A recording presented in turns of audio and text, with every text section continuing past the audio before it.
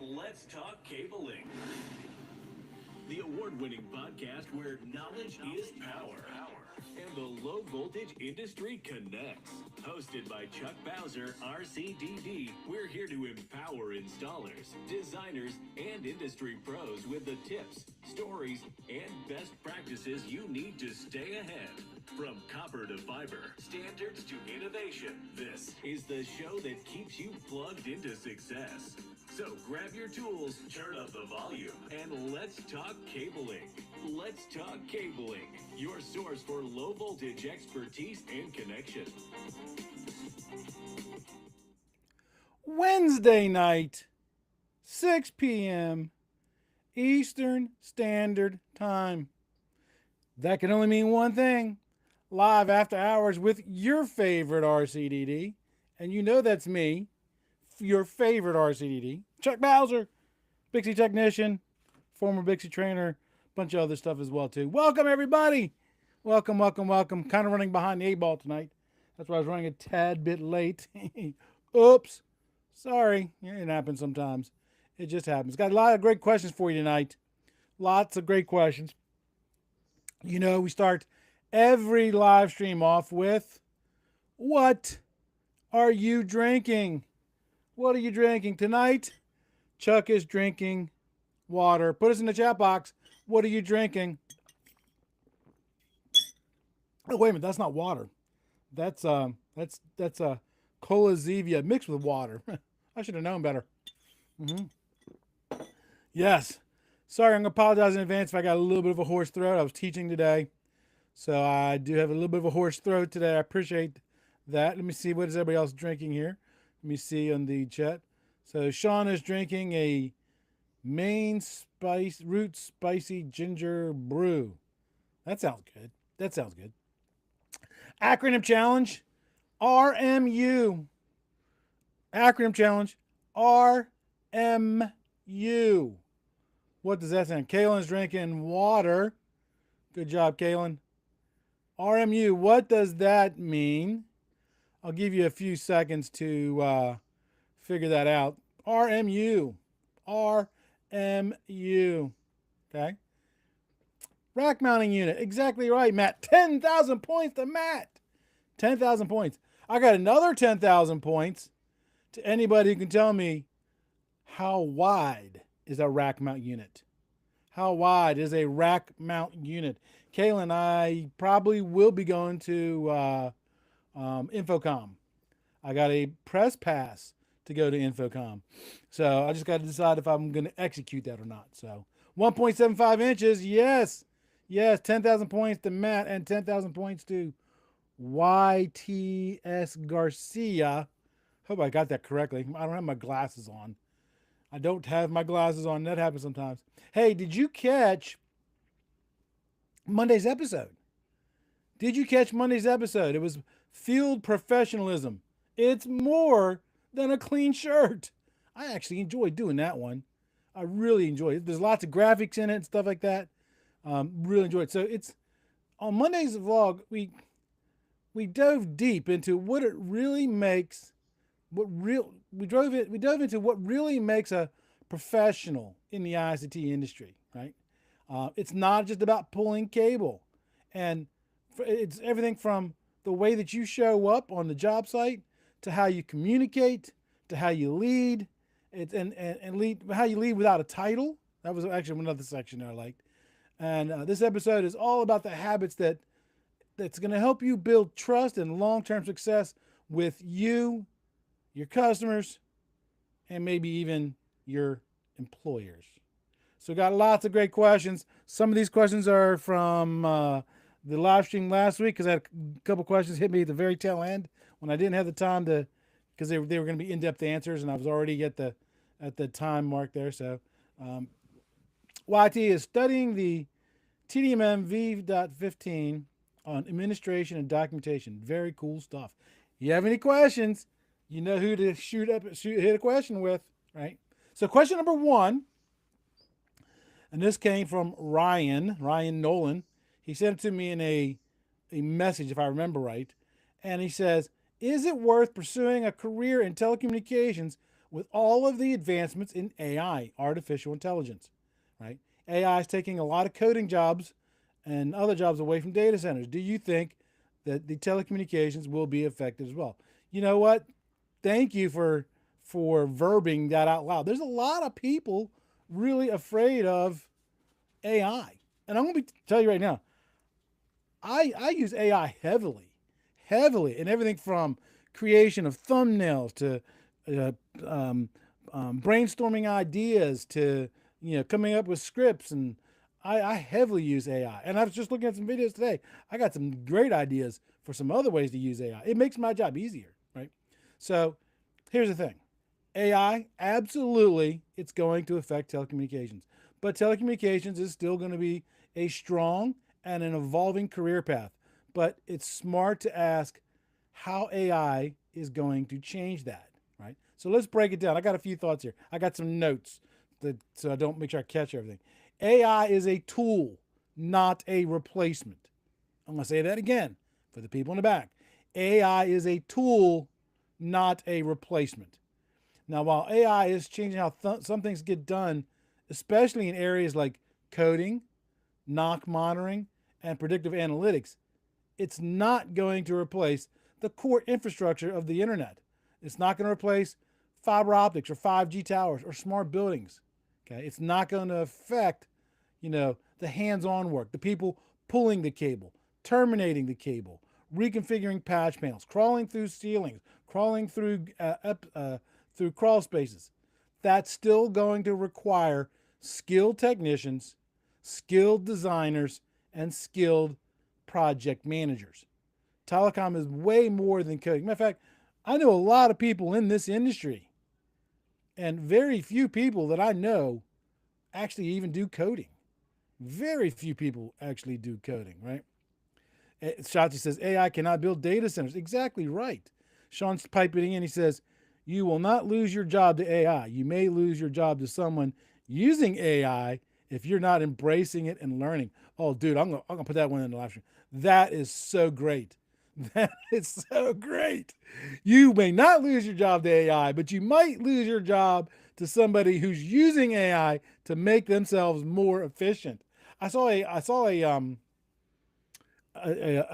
TikTok video today on my lunch break. So it's on the internet, so it's got to be true, right? It's got to be true.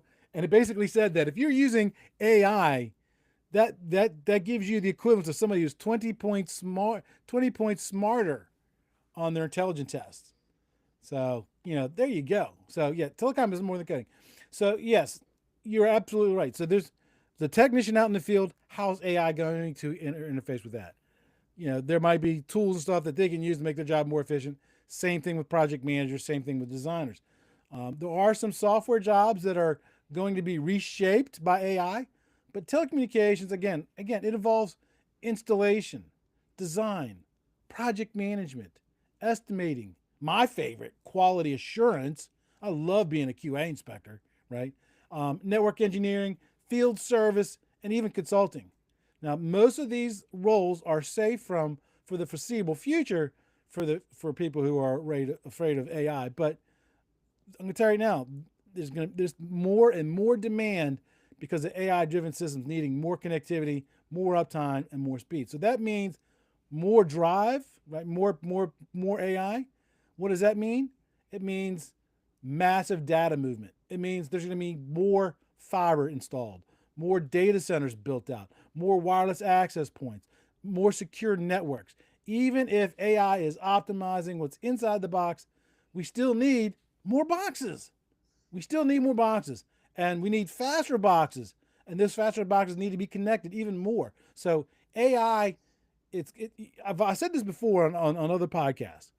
It's going to make the project manager more efficient. It's going to make that estimator more efficient. So maybe a company might be able to get away with less project managers, but there's going to be way more work.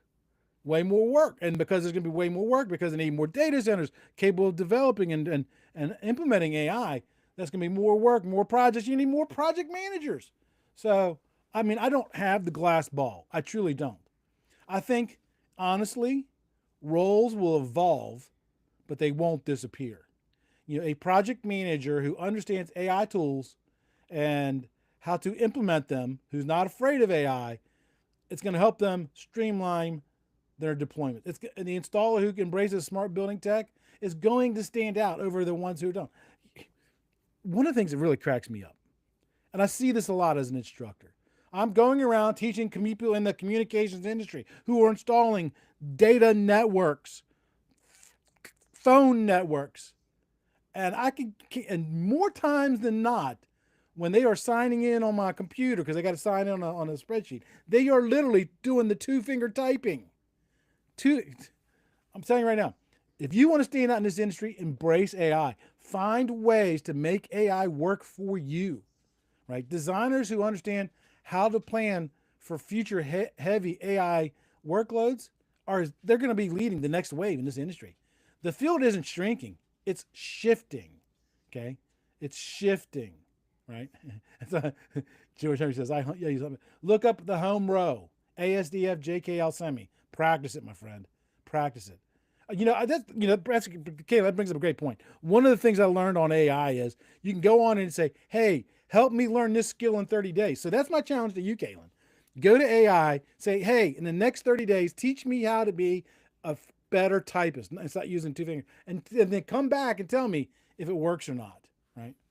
So there you go. So the field isn't shrinking, it's shifting.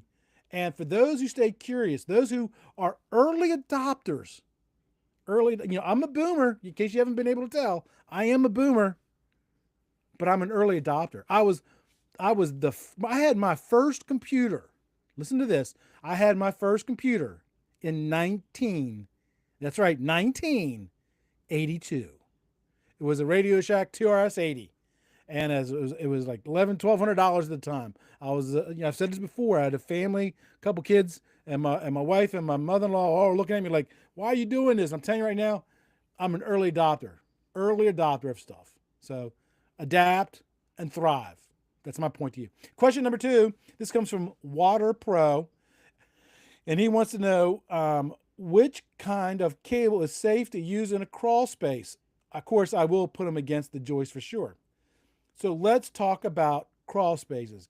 Cable guy's in the house. Cable guy. How you doing, my friend? I'm going to be in North Carolina and South Carolina next week. Is that anywhere near you? Let me know. Shoot me a message. Okay. I was born fossil. Yes, there you go. So let's talk about crawl spaces. Now, crawl spaces are often overlooked because a lot of commercial low voltage guys, they prefer to run their cables up in the ceiling. Right? They get afraid of looking behind things. I've crawled in some spaces that nowadays I kind of would go, ooh, I wouldn't want to crawl in there anymore, right?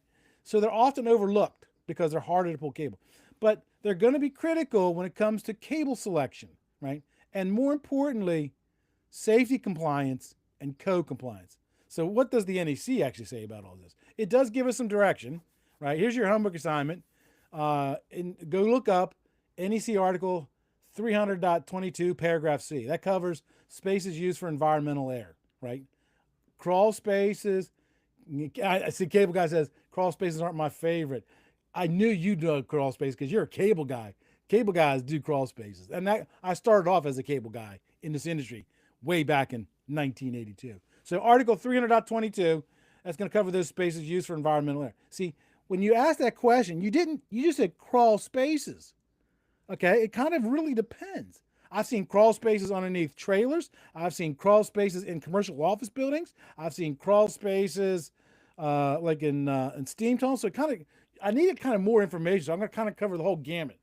So if it's inside of a commercial office building and it might be using for commercial air, look up 300.22 paragraph C. Article 800.113 in the communication section tells us what types of cables are allowed in non-plenum crawl spaces. So make sure you look those up. So first thing is, I'm going to assume you're talking about copper. Okay, I'm going to assume. So let's break it down. CM, that's communications general purpose cable. It is permitted in non-plenum, non-environmental crawl spaces. It's going to be low cost, right? Low cost, and it's commonly used in residential and light commercial installation. Again, you didn't say what kind of crawl space that was. Now, it's not used for a crawl space if that crawl space is used for air handling. CMR, communications riser rated cable. That's suitable for vertical spaces, but it's also allowed in non-environmental crawl spaces. It's a good practice that if there's any chances, as a good practice, if there's any chance that the cable is going to move between floors, CMR is going to be the one.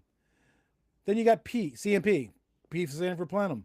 That's going to be required in that crawl space if that crawl space is being used for environmental air. It's going to be a flame retardant, low smoke, and have the highest fire rate. Remember, it is okay to exceed the code book.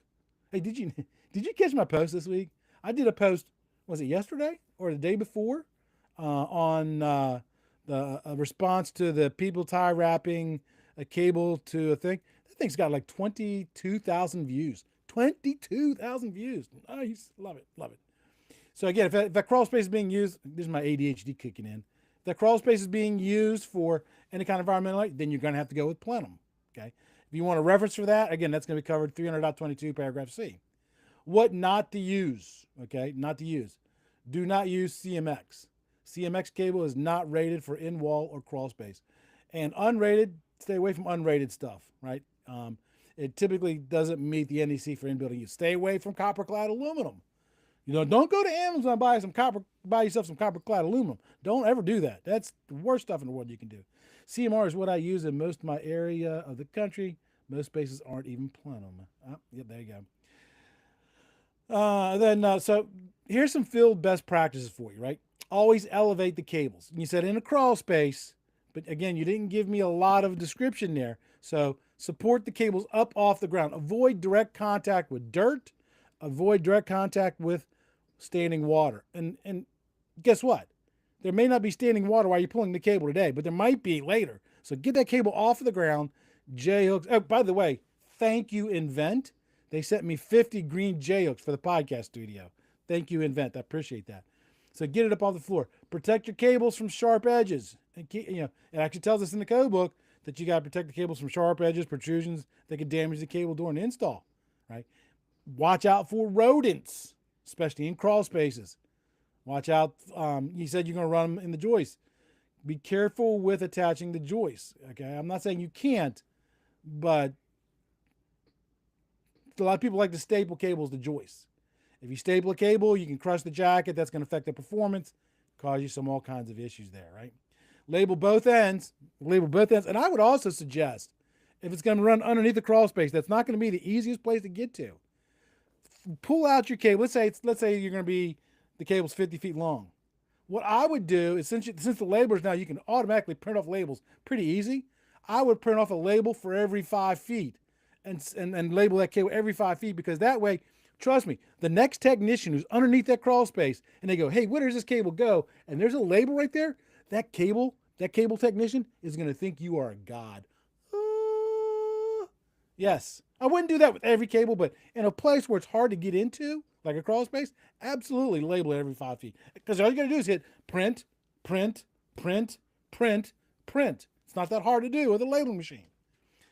But here's the thing. Check with your authority having jurisdiction. Check with your electrical inspector. I guarantee you they know the building, right? Call them up. Say, hey, I want to do the cable in the crawl space. I want to make sure it's code compliant. What am I going to have to do there? And trust me, most of them are going to help you through that scenario. Most of them will. Now, let me tell you, I have crawled through my share of tight, my share of muddy, my share of cobweb-filled crawl spaces. And nothing's worse than seeing a cheap, chewed up cable or a cable that's been zip tied, right? It's been tip tied. Especially if it's a speaker cable, right? Not only do you risk code and fire problems, but your reputation is like, cable guy will tell you this. He may not like going through crawl spaces, but he's going to do it, and he's going to do it right because he's a professional. Look up my last episode if you doubt it, right? If it's inside the building and you're not worried about water and stuff like that, I think maybe plenum will probably be your best spot there, right?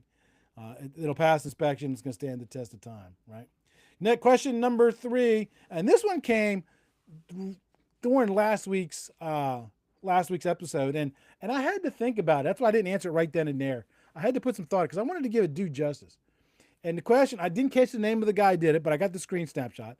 And the question was, I am a PE who manages Division 27 and Division 28.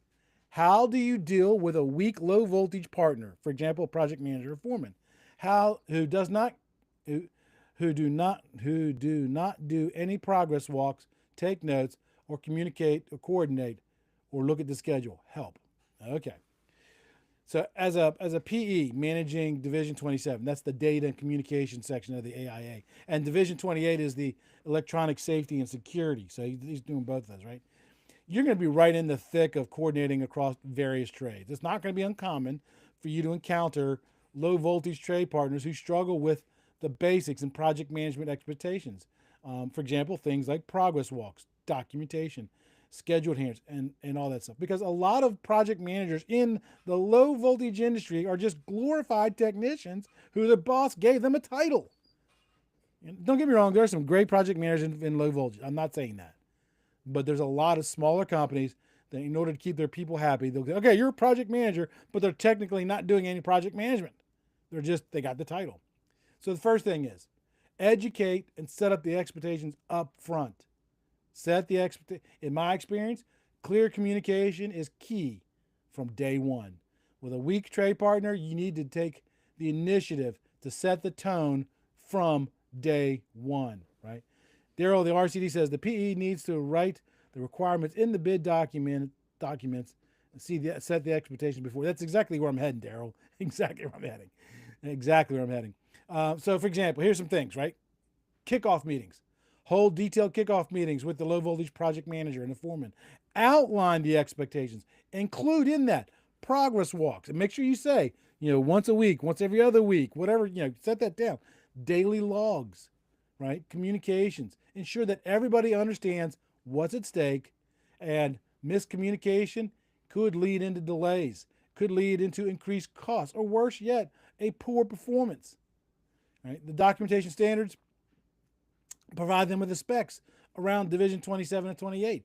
The more they understand what's expected of their team progress, the more likely they are to rise that challenge. My boss always used to say, I don't care if you make the wrong decision. Just make a decision. Just do it. Maybe even offer them on the job coaching. Now, I know you said that they don't seem interested, but weak performance stems from lack of experience or knowledge. Again, tying back into my first point, they may just be a project manager in name only. Use the mentorship approach and demonstrate how consistent documentation and communications is going to help the entire project run smoother, including their work. I've always said this. You want to get somebody buy-in on what you're doing, explain to them how what they're going to do is going to make their job easier, right? Take them on walks with you, show them how to document, because it might be, again, that project manager who's title only, they may not know what to do. Take them with you and show them how to document issues as they walk through, mark up schedules and identify gaps early. Okay, and then I also suggest, along with the whole mentoring thing, at the same time, that you escalate and protect your project, right? Despite your best efforts, there's going to be chances that they don't step up. And when that happens, it's going to be critical that you take a more structured approach. Document. Yes, mentor them, but document it along the process. I stress the importance of documentation all the time. It's so important. It's pro tip number 1 on my list, on the website. Go look it up. Let's Talk Cabling. Pro tip list. The document number 1, pro tip number 1, document. Right? When things aren't going as planned, it's going to be vital to keep a proper paper trail. I should have got that in my green construction logbook for this class. I really should have. Right? Daily reports and logs. Start documenting each and every visit, and any non-performance, put that in a book. A simple email recap after you walk off the job site is going to help solidify expectations. If they don't follow through on what's been agreed upon, then this is going to give support for escalation. Right? Incorporate the schedule. For example, I mentioned this before. I did a QA on a site somewhere in the state of Florida. I won't say where it was. And they hung up the ladder rack with angle irons, but they screwed the angle irons into drywall with drywall screws, not anchors. And I told him, look, you got to fix that. And I documented it. And then I made sure I went back to follow up on it, right? So there you go. Make sure that, and Daryl, you started pointing this out too, leverage contractual language. Now, you may not be able to do much with this particular project, but in your contract documentation moving forward, set out those specific expectations, right? Tell them, and you, as part of this contract, you will be doing these things, okay? And then that way, what you can do is if they start not doing it, you can refer to the contract. Say, look, hitting the scope of work, you agreed to doing weekly walkthroughs with me. You agreed to do, site QAs. You agreed to do all this, site meetings, all that stuff. So that way you can hold them accountable. And then if they start still not doing it, then you can issue a notice of non-compliance. Issue a notice of non-compliance. And that is going to get their attention. Non-compliance, those are big words, right? That's going to force them to take action in order to remain to be compliant with the contract. Document all your actions here, because again, if it ends up going to mitigation or court, you document. Got to protect your job. You got to protect your job. Now let's talk about maybe vetting future trade partners. Maybe you might not want to use this guy anymore. You vet your contracts more thoroughly. Use BICSI certified low voltage contractors or people who have proven contract project management processes. You can make that part of the submittal process. Submit to us. What do you have? What do you have for your project management processes? And that's going to help you. Okay. Basically, just to kind of close that section out, right? Mentor them, document with their weak performance. Some people say, mentor them first, and they still don't then document. No, document and mentor at the same time, because time is of the essence on a project. Question number 3. This comes from Matt on Instagram. And Matt says, Chuck, I've been wanting to ask your opinion using an OTDR to certify, that's a big word there, certify fiber as opposed to link loss testing. Quite often I'm working by myself and it's just not feasible to link loss test when the fiber is the end is 1,000 feet away. Okay, first off, thanks for the kind words. Thank you for sending me that message, and you're not alone. This is one of the most common shortcuts that I see fibers taking in the field, especially when they are working solo. And while I totally agree the challenge to testing a 1,000-foot fiber run by yourself, I totally agree it's a challenge. I got to hit you with some truth. According to the standards, according to the best practices, and 1 or 2 decades of experience, right? The short answer is an OTDR is not an approved substitute for a link loss budget for tier 1 testing, okay? That comes directly from the ANSI standards, 568.3, if you want to go look it up. It's a helpful tool, but it's not a whole test. Now, that's what I said. The certification is the key in this one, right? If you're just telling the customer, look, I certify it's going to be working, that's one thing. But if you're trying to submit test results to a manufacturer for warranty to get a certification that way, that's a different subject, okay? So what do the standards actually say? In 568.3, again, looking at my notes here, section 7.1.1.1 says, and it clearly states that tier 1 testing basically is going to require length, insertion loss using a light source and a power meter, and polarity verification. Tier 2 testing uses an OTDR trace only as a supplement, not a replacement. Only as a supplement, not a replacement. OTDRs, they measure backscatter and reflection. They're not really good with end-to-end insertion loss. Now, they will calculate it, but again, here's the thing, even though your OTDR shows a smooth trace, that doesn't mean your connectors are clean. That doesn't mean you're within the budget. So the BICSI ITSA manual also echoes this. If you're turning over a certified system to a client, especially in an enterprise environment, link loss testing is what matters. Link loss testing is what matters. So FOA says the same thing too. Here's a real perspective though. I'm not here to beat you up. I'm really not. I understand the challenge you're having. You're doing what you can with what you've got. So here's some practical tips for you testing. Okay. Number 1, pre-label and prep the prep far before you actually start the test. leave the launch cords, connectors, and get your notes already. Loop back test trick. Even if your fiber count is even, you can loop back the far end back to, for example, fiber 1 to fiber 2, and so on and so forth. And you can do end-to-end testing using a one-sided LSPM. Right? Remember that divide your loss by 2 though, because you're going out, coming back. Remote monitoring assistance. Some testers allow for remote monitoring via phone or cloud, or grab a helper. That can help too. So what could really go wrong with just using the OTDR by itself? Okay. Well, you might get away with it now, but sooner or later, what's going to happen is a bad connector with a clean reflection might actually pass the OTDR, but it's going to fail in real transmission. So a lot of it depends too on how much bandwidth they're putting across that. A dirty or mismated connector could go undetected if it's too close to the OTDR, if it's inside that dead zone, if you're not setting it up correctly. And you could end up with a system that doesn't meet insertion loss budgets. And if your name's on that certification, guess who's liable? You're liable. So I've seen guys use OTR from both ends and issue certifications, and in the end hook it up and see the switch fails once you put it under load. But guess what? Now you're troubleshooting. Now you're explaining. And now you're potentially repulling. So here's the deal. OTDR, yes. It's a powerful tool, yes. But it's a great tool for diagnosing breaks and excessive connector loss. But don't skip that tier 1 tester. Tier 1 tester, you can pick up a tier 1 tester for not too much of an investment, actually. You can get a tier 1 tester, $3, $4, $5,000. And especially if you're putting that word certified with it, there's a huge legal implication there. So if you're delivering that system to the customer, give them the proof that their network is going to meet the standards, and it doesn't just look good, and that it just look good on the trace. Okay.